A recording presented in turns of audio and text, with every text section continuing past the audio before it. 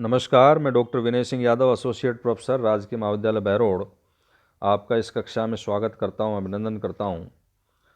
और आज हम पिछली कक्षा में जिस टॉपिक का अध्ययन किया था उसी क्रम में आगे अध्ययन करेंगे।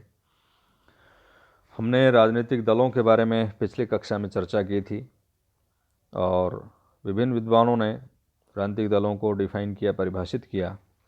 उसके आधार पर राजनीतिक दलों के कुछ प्रमुख लक्षण हैं, जैसे संगठन, सामान्य सिद्धांतों की एकता, संवैधानिक साधनों में विश्वास, शासन पर प्रभुत्व की इच्छा, राष्ट्रीय हित इत्यादि। आज हम चर्चा करेंगे कि इन राजनीतिक दलों के क्या प्रमुख कार्य होते हैं, क्या उनकी लोकतंत्र में भूमिका होती है। इनको लाइफ ब्लड ऑफ डेमोक्रेसी कहा गया है और इन्हीं प्रमुख बिंदुओं में उनके गुण भी दिखाई देंगे। तो राजनीतिक दलों के लोकतंत्र में क्या भूमिका है, क्या कार्य हैं, तो उसमें पहला जो महत्वपूर्ण कार्य है वो जनमत का निर्माण है। राजनीतिक दल जनमत का निर्माण करते हैं। हर जो दल है वो नौजवानों, युवाओं, किसानों, मजदूरों, उपभोक्ताओं, गरीबों के लिए किसी न किसी प्रकार का अपना एक कार्यक्रम, एजेंडा प्रस्तुत करता है और प्रचार के लिए वो जनसभाएं, रैलियां करता है, समाचार पत्र निकालता है, पोस्टर, इश्तिहार के द्वारा जनमत को प्रभावित करने की कोशिश करता है। अलग अलग दलों की अलग अलग नीतियां होती हैं। भारत में भी विभिन्न राजनीतिक दल अनेक प्रश्नों और भिन्न रूपों को जनता के सामने रखते हैं। तो जनता के पास एक मौका होता है कि वो अपना फैसला कर सके कौन सी नीति देश के लिए बेहतर है। तो जनमत का निर्माण राजनीतिक दलों के द्वारा किया जाता है और इसमें दूसरा महत्वपूर्ण जो कार्य है वो है चुनाव के संचालन में दलों की भूमिका। ये हम जानते हैं कि आज प्रत्येक निर्वाचन क्षेत्र में हजारों लाखों मतदाता होते हैं। ऐसी स्थिति में चुनावों के संचालन में बड़ी समस्या आती है। कोई एक व्यक्ति या छोटा जनसमूह ये भूमिका नहीं निभा सकता। तो ऐसी स्थिति में चुनावों का जो संचालन है वो राजनीतिक दलों के द्वारा ही किया जाता है। उनकी भूमिका इस प्रकार हम व्यक्त कर सकते हैं कि पार्टियां जनमत का निर्माण करती हैं, वे उम्मीदवारों का चयन करती हैं, चुनाव अभियान चलाती हैं, उम्मीदवारों को आर्थिक सहायता प्रदान करती हैं। थोड़ी देर के लिए यदि हम सोच लें, मान लें कि राजनीतिक दल नहीं है, तो इसका परिणाम ये होगा कि हर निर्वाचन क्षेत्र में 50 उम्मीदवार खड़े हो जाएंगे और अधिकांश मतदाताओं तक उनमें से कोई पहुंच नहीं पाएगा और मतदाताओं को पता भी नहीं चलेगा कौन कैसा है, उनकी क्या नीतियां हैं, क्या विचारधारा हैं। तो राजनीतिक दल के बिना चुनाव संचालन मुश्किल हो जाता है।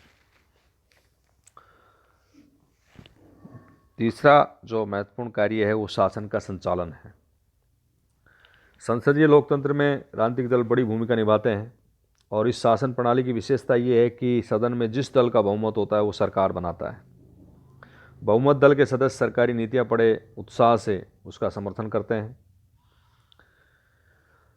तो इस तरह से जो दल सत्ता प्राप्त कर लेता है वो शासन का संचालन करता है। विरोधी दल द्वारा सरकार पर अंकुश। जिस दल के द्वारा बहुमत प्राप्त कर लिया जाता है वो तो सरकार का निर्माण करता है और शासन संचालन संबंधी कार्य करता है, और जो दल जन समर्थन पर्याप्त प्राप्त नहीं कर पाता है तो वो विपक्ष में बैठता है।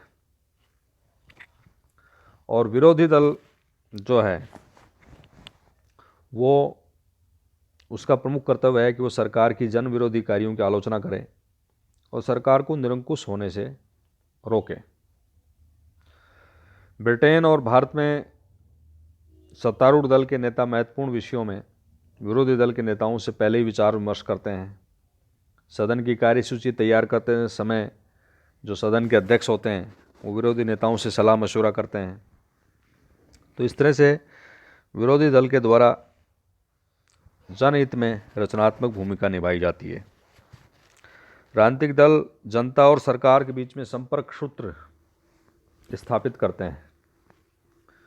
राजनीतिक जो दल हैं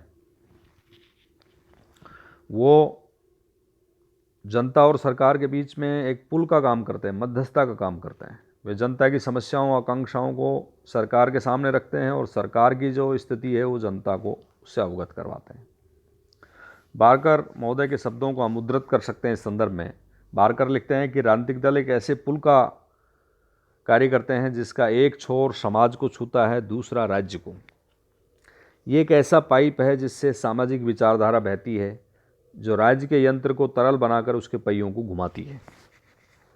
तो इस तरह से राजनीतिक दलों के द्वारा जनता और सरकार के बीच में एक संबंध स्थापित किया जाता है। लोकमत को शिक्षित करना।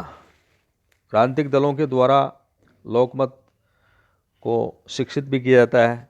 वे जनता को नागरिक और राजनीतिक शिक्षा दे करके जागृत करते हैं, उन्हें चेतना उनके अंदर पैदा करते हैं। इस संदर्भ में ब्राइस कहते हैं कि राजनीतिक दल लोकमत को शिक्षित करने, उसके निर्माण करने, उसको संगठित करने में बहुत बड़ा कार्य उनके द्वारा किया जाता है।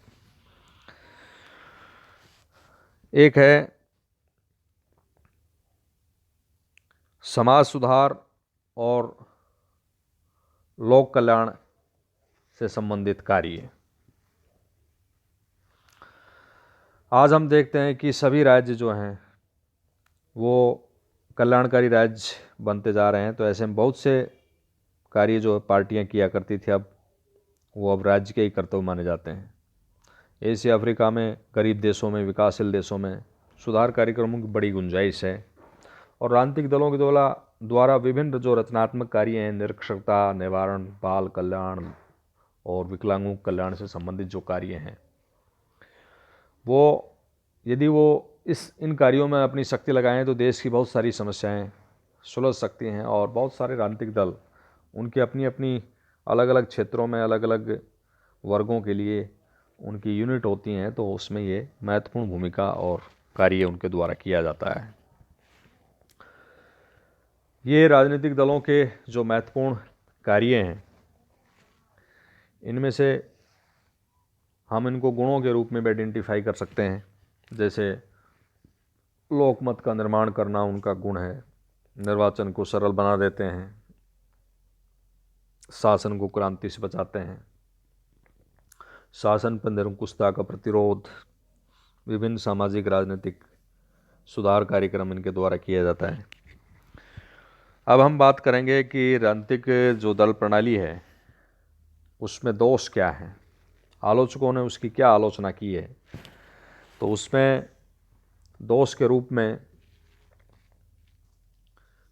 ये जो दलीय प्रणाली है, इसके बारे में ये कहा जाता है कि इसने राजनीति को भ्रष्ट कर दिया है। जनता में आपस में कटुता और द्वेष ये पैदा कर देते हैं। तो कुछ लेखक कहते हैं कि दलबंदी ने सार्वजनिक जीवन के स्तर को नीचे गिराया है।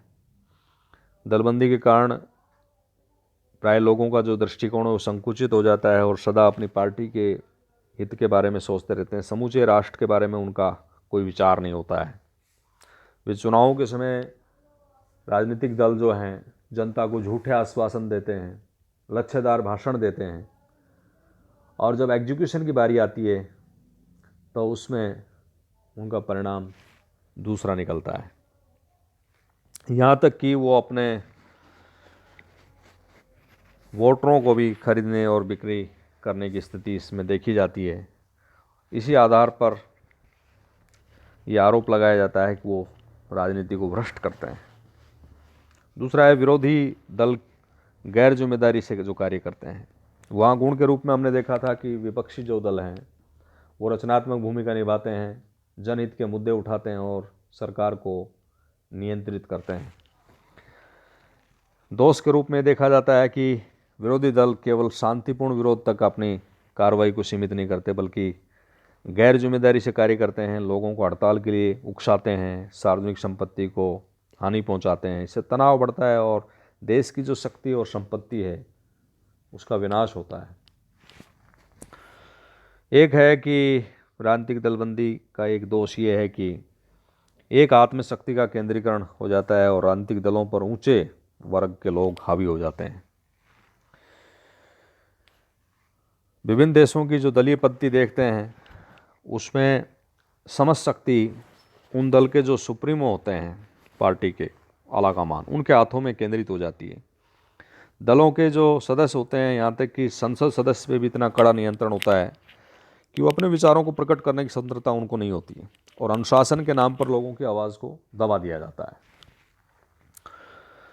इसके साथ ही ये भी कहा जाता है कि दलीय प्रणाली में वैसे तो ओपन कंपटीशन होता है, लेकिन वास्तविकता जब हम देखते हैं तो इन दलों में जो नेतृत्व है वो आर्थिक दृष्टि से संपन्न लोगों के हाथ में होता है, और ऐसी स्थिति में लोकतंत्र और स्वतंत्रता की बात करना निरर्थक हो जाता है।